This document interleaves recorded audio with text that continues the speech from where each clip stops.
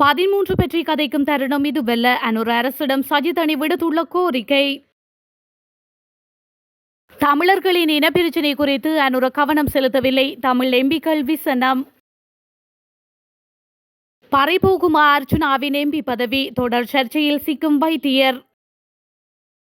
அரசு ஊழியர்களுக்கு ஜனாதிபதி அனுர வெளியிட்டுள்ள தகவல்.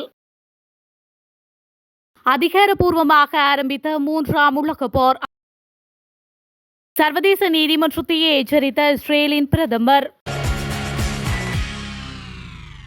13வது திருத்த சட்டம் பற்றி கதைப்பதற்கான தருணம் இதுவல்ல எனவும் புதிய அமைச்சரவையை ஏற்றுவதற்குரிய பணிகளை தேசிய மக்கள் சக்தி முன்னெடுக்க வேண்டும் எனவும் ஐக்கிய மக்கள் சக்தியின் களுத்துறை மாவட்ட நாடாளுமன்ற உறுப்பினர் சட்டத்தரணி அஜித் பி பெரேரா தெரிவித்துள்ளார். இது தொடர்பில் ஊடகங்களிடம் கருத்து வெளியிட்ட அவர் 13, 14, 15 என்ற கதையை கதைத்துக் கொண்டிருப்பவர்களுக்கு தருணம் இதுவல்ல. நாட்டுக்கு புதியதொரு அரசமைப்பு அவசியம். நாடாளுமன்றத்தில் இதனை செய்வதற்குரிய 3/2 பெரும்பான்மை பலமும் தேசிய மக்கள் சக்திக்கு கிட்டியுள்ளது. அதேபோல் வடக்கையும் கிழக்கையும் மலையகத்தையும் கூட பிரதிநிதித்துவப்படுத்தும் கட்சியாக தேசிய மக்கள் சக்தி மாறியுள்ளது. மூவின மக்களையும் பிரதிநிதித்துவப்படுத்தும் உறுப்பினர்கள் அக்கட்சியில் உள்ளனர். புதிய அரசமைப்பு கொண்டுவரப்படும் என்ற உறுதிமொழியை தேசிய மக்கள் சக்தி கொண்டுவர வேண்டும். அதற்குரிய ஆதரவை நாம் வழங்குவோம். ஒரு வருட காலப்பகுதிக்குள் இதற்குரிய ஏற்பாடுகளை செய்ய வேண்டும். சர்வகட்சி பொறிமுறை ஊடாக இதற்கான பணியை முன்னெடுத்தால் நல்லது என்றும் அவர் மேலும் தெரிவித்துள்ளார். ஜனாதிபதி அனுரகுமார திசாநாயக்க தமிழ் மக்களுடைய இனப்பிரச்சினை சம்பந்தமாகவோ அதிகார பகிர்வு சம்பந்தமாகவோ தனது கொள்கை விளக்க உரையில் எதுவும் சொல்லவில்லை என இலங்கை தமிழரசு கட்சியின் நாடாளுமன்ற உறுப்பினர் ரா சாணக்கியன் தெரிவித்துள்ளார். 10வது நாடாளுமன்ற அமர்வின் 1வது நாளான நேற்று முன்தினம் ஜனாதிபதியின் கொள்கை விளக்க உரை குறித்து ஊடகங்களுக்கு கருத்து தெரிவிக்கும் போது அவர் இவ்வாறு குறிப்பிட்டுள்ளார். இங்கு தொடர்ந்தும் கருத்து வெளியிட்ட அவர் ஜனாதிபதி நேரடியாக தமிழ் மக்களுடைய அரசியல் தீர்வு சம்பந்தமாகவோ தமிழ் மக்களுடைய இனப்பிரச்சினை சம்பந்தமாகவோ அதிகார பகிர்வு சம்பந்தமாகவோ பொறுப்புக்கூறல் விடயத்தில் குற்றவாளிகள் தண்டிக்கப்படுவது தொடர்பாகவோ சொல்லவில்லை. கடந்த கால ஜனாதிபதிகள் இவ்வாறான விடயங்களை செய்தியிலேயே சொல்லியிருந்தாலும் கூட நடைமுறையிலே எதுவும் செய்யவில்லை என சாணக்கியன் தெரிவித்துள்ளார். அத்துடன் இங்கு கருத்து தெரிவித்த இலங்கை தமிழரசு கட்சியின் நாடாளுமன்ற உறுப்பினர் ரவிகரன் வடக்கு கிழக்கு தமிழர் தாயகம் சம்பந்தமான கூடுதலான கருத்துக்கள் ஜனாதிபதியின் உரையில் சொல்லப்படவில்லை.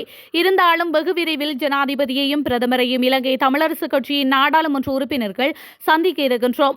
அப்போது மிகுதி விடயங்களை கலந்துரையாட இருக்கின்றோம் என அவர் மேலும் தெரிவித்துள்ளார். இதேவேளை இங்கு கருத்து தெரிவித்த ஜனநாயக தமிழ் தேசிய கூட்டணியின் நாடாளுமன்ற உறுப்பினர் செல்வம் அடைக்கலநாதன் புதிய ஜனாதிபதியினுடைய உரை வரவேற்கத்தக்கது. கூடுதலாக எங்களுடைய விவசாயம் மற்றும் மீன்பிடி துறையில் கவனம் செலுத்தியுள்ளார். இருந்தாலும் இனப்பிரச்சினை சார்ந்த விடயத்தை கதைக்கவில்லை என்ற ஒரு கவலை இருக்கின்றது. அதைவிட நாட்டை முன்னேற்றகரமாக கொண்டு செல்லக்கூடிய உரையாக இருக்கின்றது. அதற்கு நாங்கள் பூரண ஒத்துழைப்பை வழங்க தயாராக இருக்கின்றோம் என்றும் அவர் மேலும் யாழ் மாவட்ட நாடாளுமன்ற உறுப்பினர் வைத்தியர் அர்ச்சுனா ராமநாதனின் பதவி பறிக்கப்படலாம் என தென்னிலங்கை ஊடகங்கள் செய்தி வெளியிட்டுள்ளன.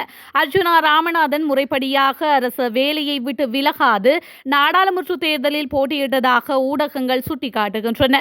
இந்த நாட்டின் சட்டத்தின் பிரகாரம் அரசாங்கத்தில் பணியாற்றும் போது நாடாளுமன்ற உறுப்பினர் பதவியை வகிக்க முடியாது.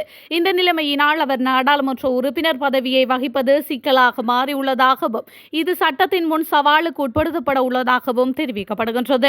அத்தோடு இந்த சட்ட சிக்கலால் அவரது பதவி நிச்சயம் பறிக்கப்படும் என சட்டவாளர்கள் சிலர் ஊர்ஜிதப்படுத்தியுள்ளதாகவும் தகவல்கள் வெளியாகியுள்ளன. இதனுடன் அவர் நாடாளுமன்றத்தின் தரவு தளத்தில் தான் பௌத்த சமயத்தை சேர்ந்தவர் என பதிவு செய்துள்ளமை தமிழ் மக்கள் மத்தியில் பல்வேறு விமர்சனங்களை ஏற்படுத்தியுள்ளது. இந்த விடயமும் புதிய நாடாளுமன்றத்தில் முதல் நாள் அமர்வு நேற்று முன்தினம் ஆரம்பமான போது பாரம்பரியமாக எதிர்க்கட்சி தலைவருக்கு ஒதுக்கப்பட்ட ஆசனத்தில் வைத்தியர் அர்ச்சுனா அமர்ந்ததுடன் அந்த கதிரையிலிருந்து நகர மறுத்தமையும் பேசுபொருளாக சமூக வலைதளங்களில் பரவலாக பேசப்பட்டு வருகின்றமையும் குறிப்பிடத்தக்கது.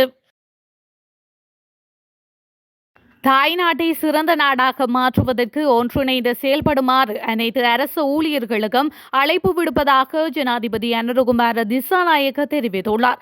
அங்குருகொட பாதுகாப்பு படை தலைமையக வளாகத்தில் அமைந்துள்ள பாதுகாப்பு அமைச்சில் பாதுகாப்பு அமைச்சராக நேற்று கடமைகளை பொறுப்பேற்ற போதே ஜனாதிபதி இதனை குறிப்பிட்டுள்ளார். அதனைத் தொடர்ந்து பாதுகாப்பு அமைச்சின் தற்போதைய செயல்பாடுகள் மற்றும் எதிர்கால செயற்பாடுகள் தொடர்பில் முப்படைகளின் தளபதிகள் மற்றும் பாதுகாப்பு அமைச்சின் பிரதானிகளுடன் ஜனாதிபதி கலந்துரையாடல்களை மேற்கொண்டுள்ளார். சிறந்த ஆட்சியை உருவாக்குவதற்காக புதிய அரசாங்கம் அர்ப்பணிப்புடன் செயல்படுவதாகவும் நாட்டை கட்டியெழுப்பும் வேலை திட்டத்தில் அனைவரினதும் ஆதரவை எதிர்பார்ப்பதாகவும் ஜனாதிபதி தெரிவித்துள்ளார். அத்தோடு அனைவரும் எதிர்பார்க்கும் இந்த புதிய மாற்றத்தில் அரசு சேவையின் மீதான பொதுமக்களின் நம்பிக்கையை உறுதிப்படுத்தாமல் முன்னேற முடியாது என்றும் வளர்ச்சியடைந்த ஒவ்வொரு நாட்டிலும் பொருளாதார சமூக வளர்ச்சிக்கு பாய்ச்சலை ஏற்படுத்தியது அரசு சேவைதான் என்றும் ஜனாதிபதி மேலும் தெரிவித்துள்ளார்.